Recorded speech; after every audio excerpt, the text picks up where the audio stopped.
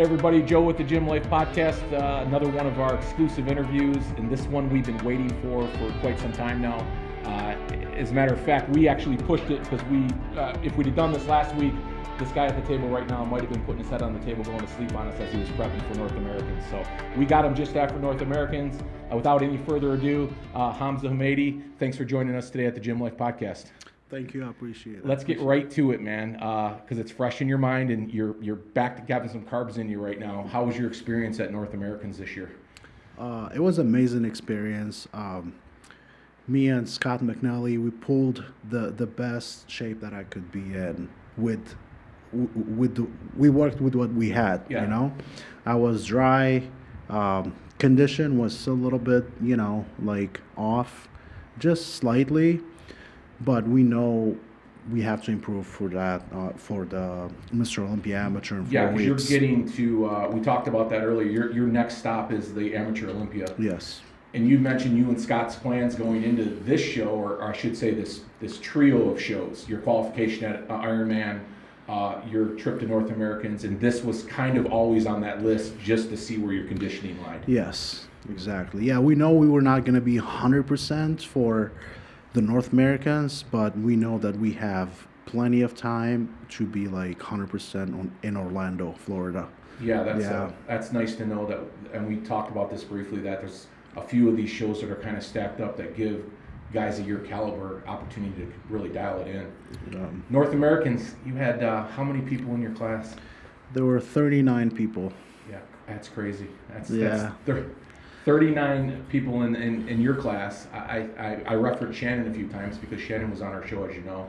I think she had 30-some people in her class. I mean, this was not uncommon. I think every class was pretty large. Probably the biggest show that I can think of in quite a long time. It's honestly like it's the hardest show in America in the amateur division because it's open for other countries too. So it's not just Mexico and Canada. You can be like from China and come compete in the North Americans. Yeah. I was expecting to be like at least 30 people. Okay.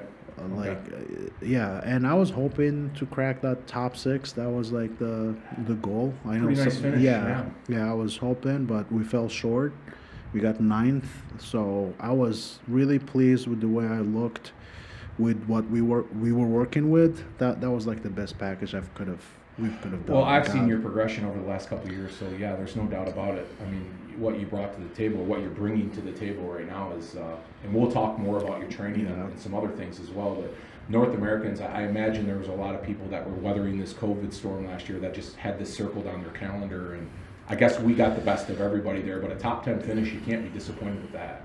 No, I was pleased. Especially I did the 2019 North Americans, and I just posted a post on my Instagram. So I was like 172, and 2 years later I was like literally like 190, like 3.5 or something like that, and I was like that's my win. It's all about progression. 22 pounds or something. And I saw that post earlier today. I always say that I'm fucking around on Instagram because it's literally attached to my hand. And I actually double took that because it's amazing how much mass that you put on. I wouldn't say in a short period of time, but you maximized your gains in the last 2 years. Yeah. 22 pounds of muscle or thereabouts is, a guy can't expect more than that. Yeah, I honestly I lost some size for that 2019 too. So it was 172 with like very over dieted. Yeah. So I probably was like around 180, but that's still like, a big progress, like from the day of the show. Like I even was on stage, I was 197, so. Yeah. And 172, I was carb loaded for that show because I was trying to make the middleweight class, so I started doing body shrinking. Like my body was not a middleweight body, Like I was like at 183, I was like 100%, but I was like, what should I do? Like I probably have better chances of placing better at like a lower class than like be the best shape and place lower. Yeah. So, and the idea of the pro card was like just the first time I started thinking about it, the first try. So it was like haunting me. So I was just like doing too much, just So not only did you took a lot of learning then from that first show, and did you do your own prep that first show? Yes. So getting Scott on board, that just took so much off your plate. I'm sure that's like the best thing that ever happened to me. Yeah. Like hiring a good coach that aligned with my philosophy too. It's really hard to find. I had some other coaches before, like they tell you to do stuff, and their stuff works, but it just like not what you feel like you want to do. You know, me and Scott, we did put the right formula, and everything is working just perfect. And we're honest. We're like, I'm not expecting things from him that he's just gonna turn me pro in like 3 months or something, you know, but we just want to get better. Realistic expectations. Realistic expectation, and even like I said, when we went to North Americans, I was like, I need to be drier, you know, and he knows and I know, so we did dry hard, and we were like actually good with what we had, you know, so, but we know for like that Orlando, we're gonna be 100%. We're referencing Scott McNally. Scott McNally is Hamza's coach, and does he's doing mainly your diet and your diet prep, right? Your training prep. Is it Scott also involved in that, or are you kind of taking more control over your training? Is he sort of giving some input there? He I do my own training, but I always tell him what I'm doing, so and my back was my weakest body part, so I was going to his place and we do like back together, so I learned some techniques from him. And well, Scott's got a nice little gym in his basement. Yeah, I follow Scott, and I've referenced Scott on the show once or twice, and good dude. We're going to talk a little bit more about that. Before we get too far ahead though, you know, one of the things what we like to do here on Gym Life is let's talk about that gym life. Let's get back to Hamza before he was at North Americans in 2021. You grew up and were born in Morocco. Yeah. Which I think is really cool, right? Northern Africa, Morocco. What's the Humphrey Bogart movie? What am I thinking of? Steamboat something or another? Good job, Joe. What is it? I know who that is. Way to reference something you had no idea what you're talking about. They just remade it. I think they had The Rock just remade it. Yeah. What are we talking about? Jungle Cruise? Jungle Cruise. Which was a Disney ride. I know, shit. Anyhow, my grandma always, but anyhow, beautiful. It's beautiful there is what I was getting at. So, and you grew up in Morocco, which is cool. The bodybuilding scene, tell me about when you were younger and what did you do athletically and what did you do to kind of lead you to the path before you get to that bodybuilding? What were you doing as a kid? I started off with soccer. It was like soccer is the main sport there. I played for like 14 years. I was representing my city, but I did not think that I was good enough because I've seen like more talented people and they have nowhere to go. So I just I give up that because I know I wasn't going nowhere. And I've always loved bodybuilding. Like my uncle was, he's used to go to the gym and I'll just go with him and just sit on the leg curl. And when he's not looking, I'll sneak in some sets, And I see a bottle of protein and I'm like, I just, want to have some of this Mega Mass, I think it was called. Sure. Yeah, back in that day. Back in the day, Joe Weider stuff. Right. Yeah, and they had a gym in the neighborhood. I would just pass by the gym just to look at Arnold and Franco pictures in the back and see guys doing, just curling, and it was just I've always loved it. So it was no mystery to you, bodybuilding, because your uncle did it. You were kind of sort of on the peripheral of it a little bit. You knew you kind of wanted to get older to get in the gym. And when did you pick up your first weight? When did you walk in through the doors? Hey, here's my membership. It's time to get to work on whatever it is you wanted to do. I was 18 years old. I went with my friend. He had a gym membership, and I just went with him, and he trained, and I was just sitting on a bench, and then he was done, and I started flexing, just posing in the mirror. Next day, I was I'm coming in. This is it. Huh? Yeah, I was that's what I want to do. I got a membership, and I just I blew up in 6 months. From someone who doesn't lift, I look like I actually lift. Those were the best gains that I've ever had. They always are, aren't they? Yeah, like those first couple 6 years, months, yeah. and I did a competition after 6 months. I saw the pictures of your competition, a couple of them over the past couple of years as I've got to know you a little bit. I've seen those on your Instagram.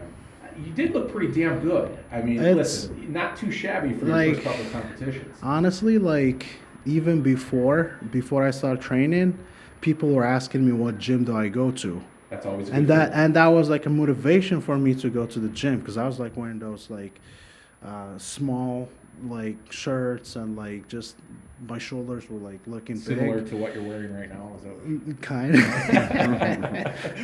So is bodybuilding as a whole big over in Morocco, or is it just kind of a pretty small? I wouldn't say bodybuilding. I would say fitness. Just fitness. Like fitness and training. Like people don't compete as much, but everybody who does not play soccer goes to the gym. Okay. And even like those guys that play soccer usually go to the gym. Mm-hmm. There's not a lot to do there. Yeah. So people need like to either like basically soccer.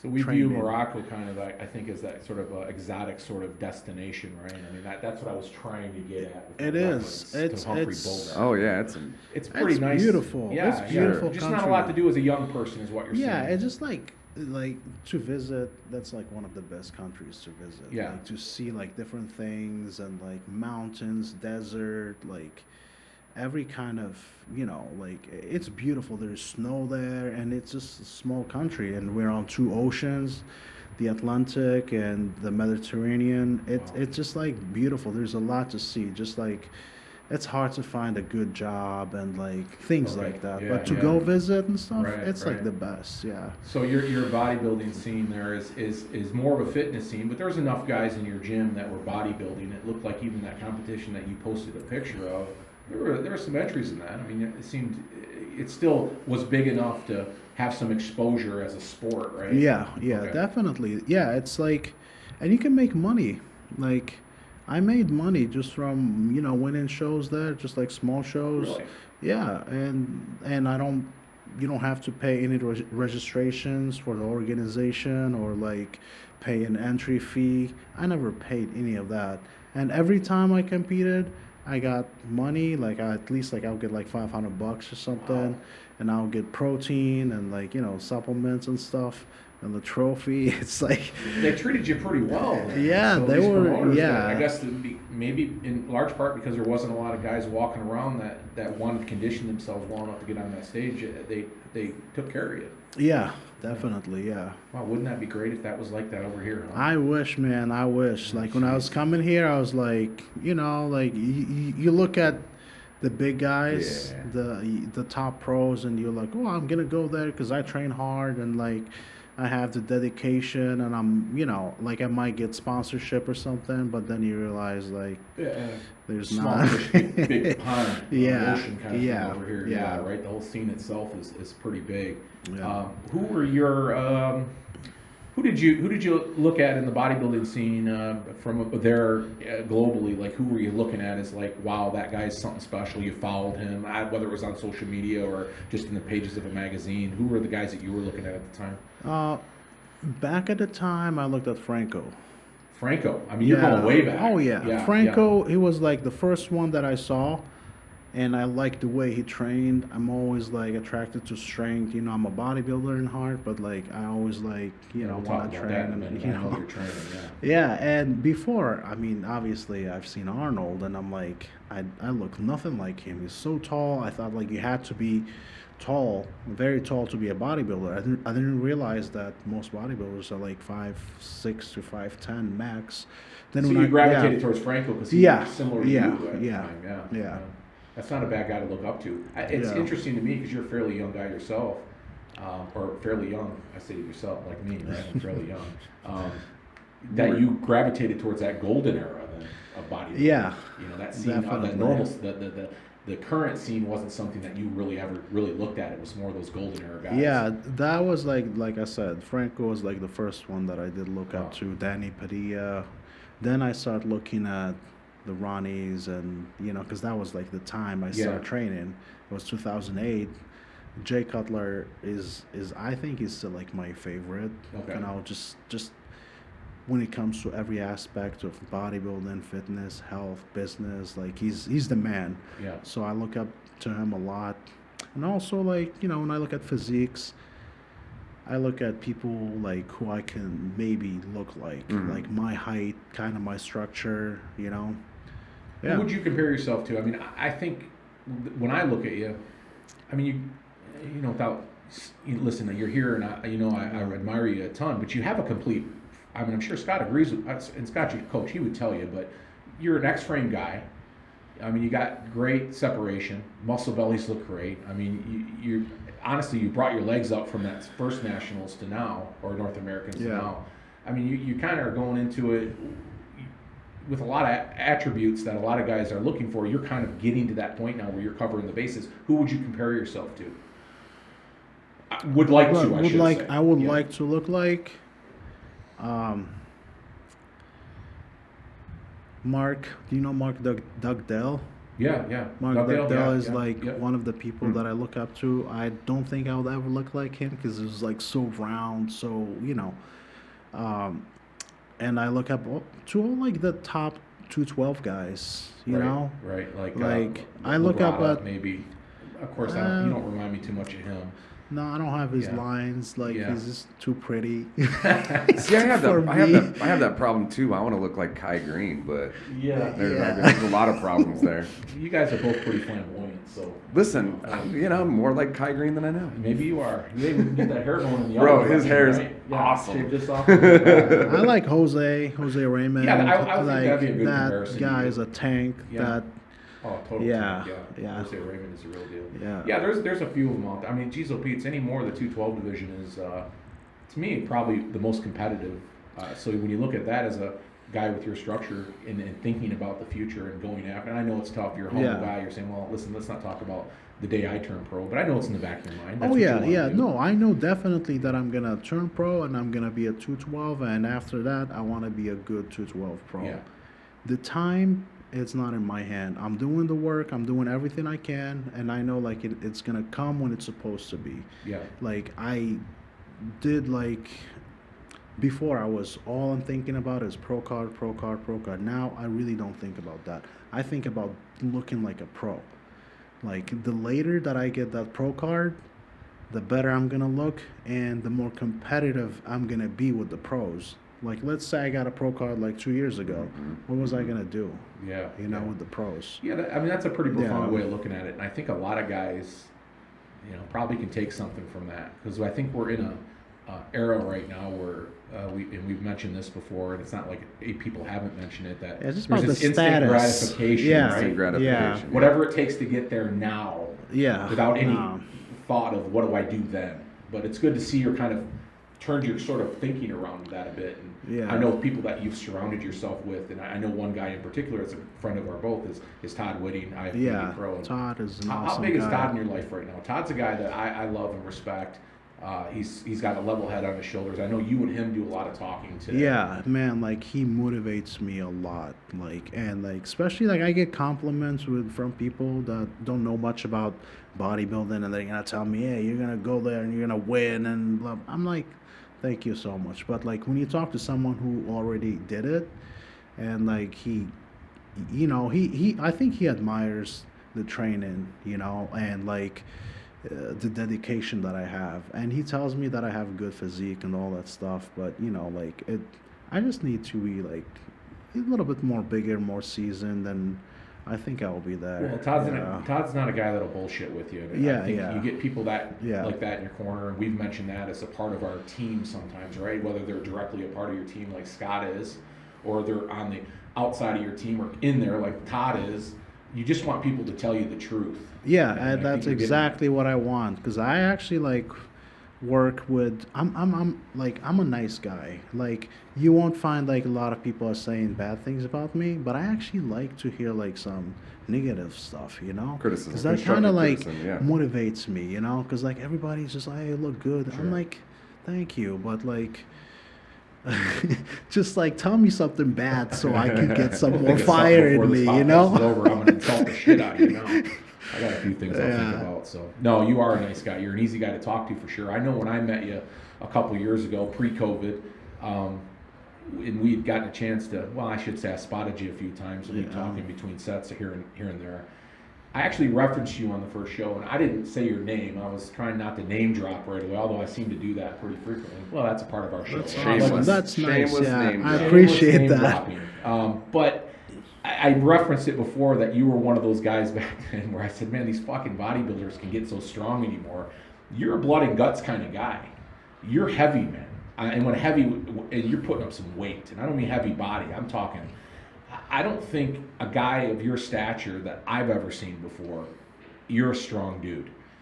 400 on the bench for reps is not uncommon. I see you do it all the time. As a matter of fact, I see you do 400 on the incline. I see you squatting 5 or 6 plates. Everything you do is heavy. Tell me a little bit about that training philosophy and why it works so well for you. So I've always did kind of progressive overload, but I was doing a lot of warm-ups, like I was doing the traditional like 12 reps, 10, 8, maybe 6, Then like the last 2 years, like just listening to Dusty Henshaw and Ron Partlow, like they've been like pushing progressive overload, and I kind of understood the method a little more. And the only thing that I changed is like a little less warm up sets. I'm not gonna exhaust myself with doing like 20 reps for the first one and the first set, then like 12, then like so just maybe keep more increasing. DC style. Then It's more okay. DC. It's a combination between a DC and progressive overload, and like some what do you call them, intensifiers? Yeah, right. Yeah, right. So I kind of like not like just married to progressive overload by itself, but that plus some DC, like I do like those long stretching stuff, just like a combination of few things. And I learned a lot from John Meadow too. Yeah, God rest his soul, by the way. Yeah, God rest his soul. Yeah, and it just like I took it more seriously. Like when I started like actually like I never use a logbook, but everything is in my head. Like I know like I did squats, like I did the top I did is 5 plates for 12 reps. Like next time I'm going there, I'm gonna get 13, or like if I'm getting 12, I'm getting better quality reps with even the same amount of reps, or like I might it's just like I have to progress, and that's really what made the whole difference for this 2 years to add size. Yeah. Because if I didn't focus on that, I focused on strength, and it actually like did translate to the size too. So your training really it's about, our training is always about pushing ourselves. Yeah. But you look at, like you said, better 12 reps, or you're going more reps. You're constantly looking at not just numbers in your head or on paper like some guys would, but when you get to that point, you're challenging those numbers. You're not just satisfied with them, because I think a lot of people get into that sort of zombie type routine where progressive overload, blah, here, and I'm done. Yeah. And even though they didn't necessarily get, I'm not going to use RPE, don't worry. I won't do it. I hate it. But anyhow, they're 80%, not 100%. You're a 100% guy. No, you're getting to that set I'm where you're 110%. Yeah, right. Especially like the last set. So I have like 2 exercises that I usually like go 100% in. Like if I'm like, let's say that I'm doing chest, I have like the bench, either the flat bench or the incline bench. I'm gonna go, especially the last set, 100%. Then like back off set, it's still like 100%, but it's probably with like 20% less weight, but like I'm going more reps till failure. Yeah. Then I will do my incline dumbbells or something, and I will go like 100% again. Like especially like I'll be already warm and stuff, like 2 sets to failure, and that's all I do. Then like you have the flies and stuff. I'm not gonna be like you're sitting at 60, 70. You're kind of high reps. Then like I'll be movements, you're hitting those movements, and your finishes are kind of what they are. Then like if I do a incline machine or something, then I'm going for more pump. Yeah, but you got the job done. You're one of those guys that my school of thought, if I get what I want out of those first 2 compound movements, I can literally go home then and be pretty satisfied with my routine. Exactly. However, I generally stick around and work on a couple small things as well. So let's get back to Morocco. So you're in Morocco. You're winning these shows. They're paying you. You're essentially a pro bodybuilder there, which we're going to have to check the rules on that now. You might already be a pro bodybuilder. Yeah, I think if you get paid, you get that's... paid, right? You get to be a pro. Yeah. I'm kidding. You won't say that. So you come over to the United States. What brought you here? I met my ex. Yeah. A relationship? Yeah, relationship. Yeah, it didn't work out. I'm with somebody. Yeah. You're on to true love. I know. Yeah. I see it. Yeah. You're a happy guy. The whole family's so behind happy. you. The whole family's behind you. Yeah. Man, I'm blessed, like, with the family that I have, and even like the friends that I made here, especially in Michigan. Yeah, I really like. My life changed a lot when I moved here, just from Wisconsin. Yeah. Yeah, it's been a blessing. You found your people. Yeah. Yeah. That's good. And that family support group, I often get on and I see, man, you guys are a tight knit group. I mean, I see your father-in-law. Yeah, he's a bodybuilder. I do remember that now. Kevin Kazmarek, that's his name. Yeah. And I keep beating myself up going, how do I know that fucking name? Kevin Kazmarek. He used to do a lot of the local shows, right? Back in the day. He used to do... He was a good bodybuilder from what I understand. Yeah, I think he won Mr. Universe at a certain time. And he used to own a gym in Grand Blanc. Okay, maybe that's something fitness center or something. He was a young guy, I think, when he was doing all this. But it was a familiar name, Kevin Kazmarek. And he was a cop in Flint too. Okay. Well, I didn't get in much trouble. Yeah. But I think. Well, if I'd have been here, I'd have known him by now. You got it right. Some bad things. I never got. He's doing his pro debut next Saturday in Grand Rapids. Okay. And he turned pro last year in natural bodybuilding. Okay, natural pro. And, well, shout out to Kevin Kazmarek. Yeah, that's and good for you. So that's a part of the family then, really. Yeah. So he's clearing the path for you. Oh, yeah. Yeah, your father-in-law saying, okay, guys, this is how we're going to take care of Hamza here. Yeah. Listen, sorry Hamza's not home. Don't complain about it. He's training. Yeah. What's your girl, what's her name? Kara Kazmarek, yeah. Okay. Yeah, she's pretty special to you. I see you guys rollerblading all the time. Which, by the way, stop doing that before you break your leg. Maybe off season. I'll start. No energy right now. I can't do it. No injuries. No injuries. Yeah. I saw you rollerblading. You go out with her, and anyhow, you guys are a real tight group. So shout out to your family. I know that has made a real big impact on your direction in bodybuilding right now. Because certainly we know with any of these sports that we cover, if you don't have that support group, you've already started off on the wrong foot. That's 100%. So you get over here and you're in the States, and no doubt you're training right away. You're getting back to what you love to do, despite circumstances, where you're at, what you do in Wisconsin here or anywhere else, or who you met or in your life at the time. You're taking that off a little bit, but it really wasn't until 2 years ago at North Americans what shows had you done prior? Obviously, you qualified. So where did you qualify before your 2019 North Americans? I think I qualified in Michigan. I did. So this was you had already moved back. No, I wasn't in Michigan. I just I did the Badger State in Wisconsin. I placed second, so I basically was qualified, and I felt like, I need a win. I don't need just second place, even though like top 5 were qualified. Yeah. And I heard there's the Western Michigan? Yeah, the Western Michigan. At the time, it was probably something different. Yeah, or Eastern, I don't know, somewhere. And I came here 2 weeks after that, and I did the show. I took first place there in middleweights. Yeah, that was like the first time I tried to squeeze in the middleweights. It was in 2018. Literally squeezing the middleweights. Yeah. And it was a good experience. Yeah, I imagine leading up to that. I mean, you always did pretty well at the local stuff, even back home in Morocco. It seemed you were doing well. But yeah, honestly, like, it was just the North Americans that I did not place. Opened your mind to what you had to do. Top 6. Yeah, every show I've done, like, I placed, top 3 usually. Yeah, and I did an international show in 2012. I represented my country in the Arab Championship. Oh wow! That was like the best experience in my whole life. Yeah, tell me a little bit about that. How'd you get an opportunity to do that? They had the qualification, so they did a competition 2 weeks before the Arab Championship, and they choose, the best guys from the country. Qualifier? Yeah, they did a qualifier. Where was that at? It was in a city. It's called Asfi, like in Morocco, and the competition was in Morocco too. And when was this? 2012. Oh, 2012. So right before you came over, then. I came here in 2015. Oh, okay. Yeah. So okay.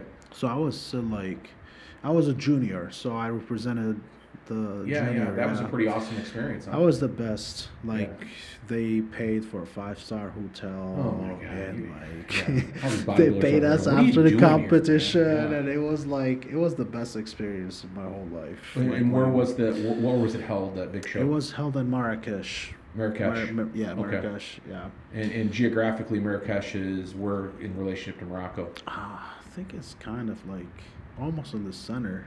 Okay. Yeah. Okay. Gotcha. Okay.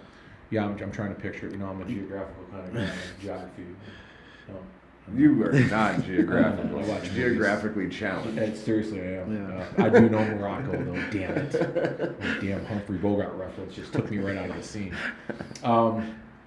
So yeah, the World Championships, that would be fun. So you come over to bodybuilding in the United States, and you kind of have this this experience that a lot of guys really don't have. So the whole stage presence thing and working on, you know, what a lot of guys would often say, this is what I need to work on. You kind of already had that in the bag, Yeah, right? I did like at least like 25 shows before. Wow, Yeah, 25 so shows. At least 25 Yeah. or 30 before I came here. Yeah. And I did my first NPC show. It was called the Titan Open, and it was in 2016. I came here June 2015. A year after that, like I joined a gym that was really good. It was awesome gym, Madtown Fitness, and I just worked my ass off, and I gained, I think, 15 pounds in that year. You know, so. And that was probably the biggest difference between competing in your home country and competing here, is you saw the size. You're just like, I'm not going to compete unless I put size on. Yeah, 25 definitely. shows, you're not giving yourself a lot of time to. Yeah, gain definitely. weight. Yeah, and it just worked out really good. Yeah. Like I was like, this is the NPC. This is not Morocco, you know. Right. This is America, like Yeah. an NPC show. And I did the novice, I did the open, I won everything. It was just awesome. That I was like, You're on one hell of a ride. it was fun. But then like, I just started focusing on more size. I went to do the same show next year. It was Ramadan, and my body was not functioning. I was fasting, and I placed third.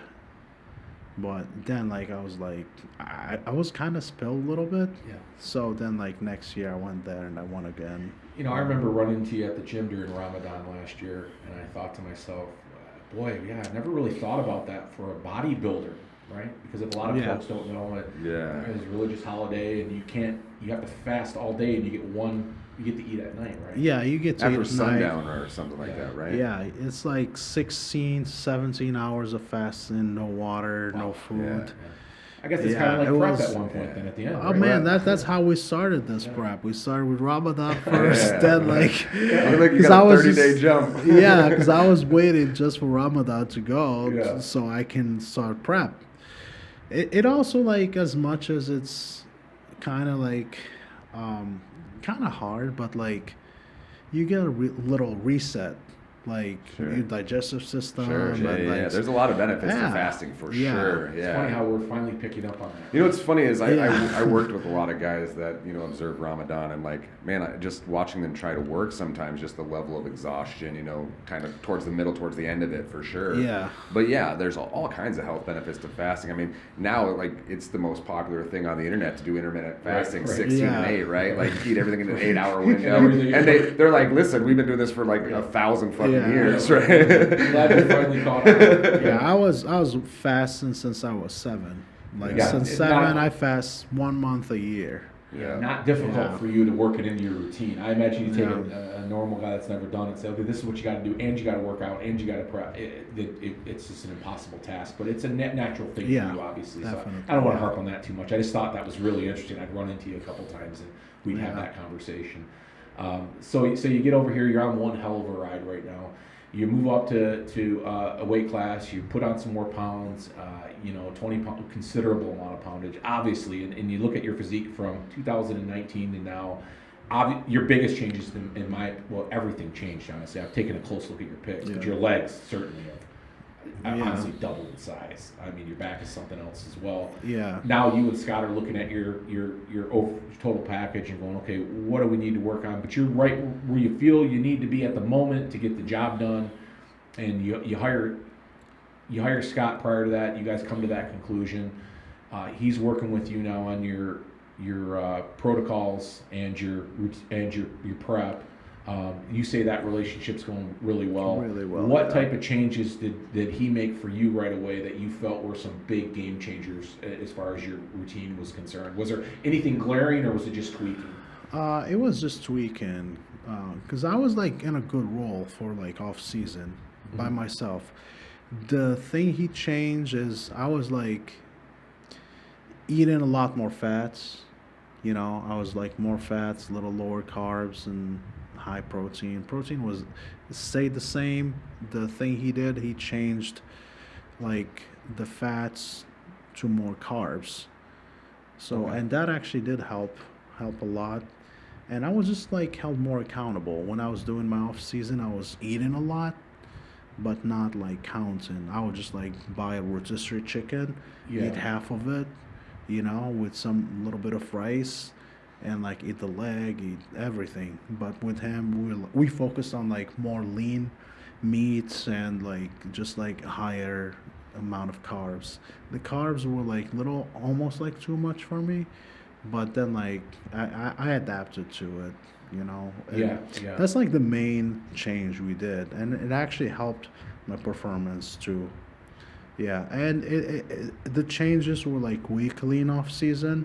Mhm. Like it just depends on our goal. Like if we wanted to go a little heavy, like, you know, we add in some more carbs and whatever, you know, like it's You had somebody in your corner that was looking at you objectively from a different viewpoint, Yeah, saying, "This yeah. is okay." You created some habits for yourself that obviously we're still working because you got a hell of a physique despite. But Scott just took you in and said, "Okay, we're going to reel you in a little bit. We're going to clean up things, see how you respond to them," and it just worked. Your absorption was better. Everything was better. yeah, and he pays attention to those things a lot. Yeah. Absorption, digestion. Mhm. I did not like know that before. Like if my stomach is a little messed up, you know, I'm like, oh, I'm just going to the bathroom or I'm not going. But like with him, he's like, how is your digestion feeling? And I'm like, what do you mean?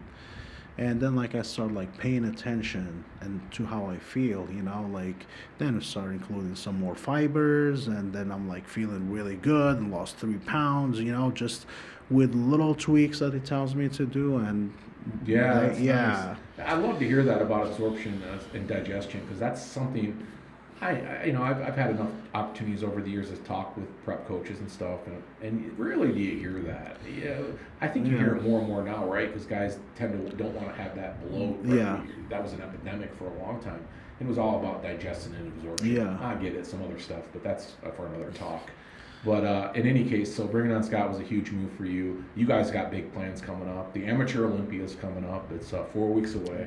yeah, Win or lose, that's the last show of the year. You're going into an off season. yes. And Yeah. you're feeling pretty good about this Amateur Olympia. I feel really good, and like I said, like even before all those competitions, we know that we were gonna be spot on. Like for we had like a decent physique, you know, like for the qualifier and for North Americans, but we know that we were gonna be our best at in Orlando. Yeah. You were looking at that 9th place finish in North America. I just want to kind of bring up, we actually just had a podcast we recorded yesterday, and there were some things about that show from a consumer standpoint. I want to be clear, because as an athlete, I don't want to put you on the spot, but I'm going to ask this question. Good. Because, you know, as a consumer, we consider ourselves consumers of the sport, right? We watch it because we enjoy it. We're not competitors. We're not going to act like we know everything, well, at least one of us. I clearly know everything. Yeah. But in any case, there were some things that came from that show as a spectator that I saw. I wasn't there. I saw a little bit online, a lot of it, like people get their information, and you just scratch your head. You just look at those top 2 or 3 finishers, and you just go, okay, that could have flip-flopped pretty easily. I'm referring to one I mentioned in the podcast. I'll wait for that to come out. But do you feel like, and you don't have to bring up any names or any incidents or anything, and you don't even have to answer this question if you don't want to. As a competitor, I know you don't get yourself caught up in that Yeah. politics too much. What's your viewpoint on that? Do you think they can get better at what they're doing? Do you think that there's some sticking points that they really need to figure out as far as and I'm not suggesting you're upset with your placing. No. I'm honestly like I was happy with my placing. I wasn't happy. You know, I think that's what I deserved. I got nines. Okay. I think. Yeah. But like sometimes when you have like 40 people in a class, and you don't line them up all together, and like all of a sudden you choose top 6. I think that's a little like, I think like that's not how it should be. Gotcha. Like Okay. I know like they have too many people, especially in our class was the biggest class. You just like go there, you do your posing, whatever, and then all of a sudden like they pick the first call out. And like, how did you pick the first Right, call out? And right. like, but they also like, I think there is a little bit of politics there. Sometimes like if a guy lost in nationals, like that's how I feel. That's what I saw there because I saw the guy that won the overall and stuff. He was way better at the USA's. He was Gotcha. like sharper. Yeah. He was really good. Then like he should have probably won there. Yeah. But then he came in here like a little soft, not the best version of himself, and he ended Yeah, up won it the way overall. in. Yeah, and I saw like sometimes like if you placed top spots and you were close, you're really close, they remember you or something. Mhm. Even if you're not your best, they might go with you because you've been there many times. That's how I feel. Well, we had But this I- conversation like- with Shannon briefly as well about talking about, that there's judges, and we're not knocking these. Listen, for you judges out there, this is just our take on it. I Yeah. think there's too few of them, honestly. And I think there tends to be this, you carry around your last show with you kind of thing, and whether you did good or didn't do good, or maybe there's a makeup call or something, they Yeah, call that. they're humans. They have memory. Yeah, they have a Yeah. memory, right? So you're kind of referring to that a little bit, coming from one show to the next. That's an interesting take on the amount of competitors, right? I can totally see that happen. Yeah, for sure. You're not giving yourself enough opportunity to objectively look at 40 guys. And I get it. Maybe you could split that in half right away because 20 of them probably Yeah. okay. But when you're looking at that top 10, a more objective look at it probably would suit them well. Yeah, and honestly, like even the guy that placed top 6, like in the light heavy, Yeah. like I was looking at him and I'm like, man, that guy does not. I don't know like how he got there. Yeah, yeah. Like I've seen guys that are second call out, third call out that if they fought their way, they could have been in that spot. But you don't know what the judges are looking for. Yeah, Sometimes, that's kind of what we were talking about Yeah. as consumers. Is that like as people that watch this sport, I was like, I look at two guys side by side and go, what are these guys looking at? Because One of them there's- is clearly- one of them clearly looks looks better. bigger, more conditioned, harder, like all that, and then the other guy wins, and I'm like, what the fuck is going on? it depends on the lineup. Sometimes, like let's say you have like kind of like 5 similar physiques, like 5 short guys or 5 tall guys. They're gonna line up those guys together, and if you're the odd one, you're not gonna place good. You Yeah, know, yeah. like they either go with like, all right, now like there's this short guys look like tanks. There's 5 of them or 6 of them. They're gonna line those up for the first call out. You Yeah, know, like if yeah. you're the odd one, you're not gonna be placing. And I don't know what, these, honestly, what's the solution, right? Interesting. I get it. You can kind of go back and forth as to how to make it better. But I think the argument can be made, it can be made better. And I hope that the MPC in particular takes the time to look at their game objectively. Because I know exactly where you're coming from. At least I'm putting myself in your Yeah. position going, okay, I can see that, totally see it. I hope it gets better. I really do, because it's frustrating as a consumer. Oh It's yeah, like, yeah. I mean, it should be like the best combination Yeah. of everything, not Right. just the shredded guy wins. Because it's not just about being shredded; it's about being muscular. Right. It's about being symmetric. It's about Right. being lean. If you have like this combination, you should be placing good. But sometimes they just go with size. Like size and a little bit of condition, and you might not have the best symmetry or something, and then you're like, it's really hard for the judges. It's hard for the consumer. Yeah. 'Cause, like Robbie said, we know that, and we don't do this for the consumer. And I get that, but you have a business and you're selling a product. I can Yeah. totally respect what you're saying, and I'm glad that you said it. I need to hear that from a national level contender, and certainly, hopefully, that doesn't get you in trouble, right? Because you kind of think that a little bit. No, like, yeah, you no, know, I mean, yeah. like, I'm honest, and also, like, it was Steve Weinberger. Yeah. Like, he's known to be the best judge, the most fair Yeah. judge out there, and he was the head judge, I think. Yeah, yeah. Or at least, like, I saw him there on the table. Yeah. And it's really hard. It can't be an easy job. Like, and that yeah. show, it's the biggest amateur show. I think, like, there were more than 1,500 competitors. Yeah. Crazy. So to Yeah, that's judge a all lot to that, look at, and it's long Yeah. days, and yeah. Maybe there's not a solution. I would there's a look. solution. Yeah, maybe there's some things they can do better. But They yeah, they yeah. usually like they look at the bigger guys, and Yeah. sometimes it's not like that's Right. not bodybuilding. You know, Yeah. like you have to look for the best of the one that have the combination. Yeah, you know, complete package. the Yeah, that's what complete we do. package. Yeah. Yeah, and I don't think they. I think that's what gets missed the most, in my opinion. Yeah. Is the complete package. Like Definitely. you said, shows will lean one way or the other. It'll lean all to these, the shredded, more hard, conditioned Yeah. physiques, or it'll lean all like mass monsters, right? It just depends on who shows up to the show, and that's kind of how the judges kind of lean one way or the other a Yeah. little bit. So Well, for a guy like you, though, and you kind of are covering all the bases, so it's got to make you feel pretty good about your progress and where you're at right now. 'Cause, Yeah, I'll go back to the first part of the show when I reference your physique. You don't really have a visible weakness. You carry good mass, you got great muscle bellies, your symmetry's great, you got a nice X-frame, you're full. I mean, you're bringing everything to the stage. I mean, really just comes down to conditioning for you, right? Like condition from the back, it still needs Yeah. to be that, like Gotcha. the glutes. And you guys feel like you got hamstrings. that dialed in. Oh for this yeah, next one. I can't yeah, wait to see it. yeah. That's what we're working on. Yeah.